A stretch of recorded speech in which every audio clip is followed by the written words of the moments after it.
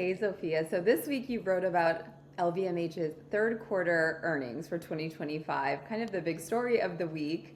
Would you say overall, in general, like, was it good news for luxury? Yeah, definitely. I think that LVMH has been a bit of a litmus test for the luxury industry in terms of where the industry is going, and their results did improve. It wasn't maybe a substantial leap, but definitely an improvement compared to Q2 and the last couple of quarters where the results haven't been quite as good.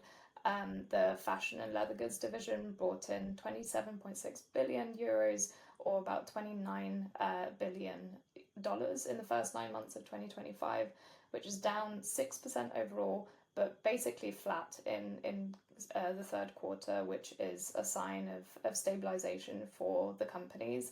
And for that as well, it means that there's been an improvement in the fashion sector specifically, which beforehand was a little bit of a loss maker for the company, maybe not quite as much as the kind of champagne division and the liquor side of things, but still quite significant loss beforehand. I think they did get a little bit of an earlier boost from some of the brands which have announced creative directors, which have got new collections coming in.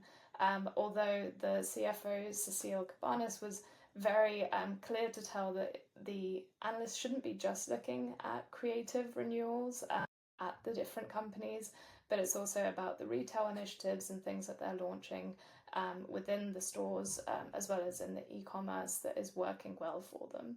Some of the other bits that did do well for them was also the beauty side of things, and I know that we've called this out in our own reporting this week, but Sephora is still one of the biggest bright spots for LVMH. I think that there was some issues with the way that the analysts phrased competition between Sephora and Amazon, because it was something that was previously discussed. And Cecily also said that Sephora is everything that Amazon is not. That it's a real destination where people find brands, and it seems like that close relationship between brands and this retailer is really working well for beauty, which is quite unusual because obviously coming at it from a fashion perspective, that's not quite the same with retailers, or at least not every retailer on the fashion side. You know, the brands have a lot more control through their D2C, and the retailer almost matters a little bit less.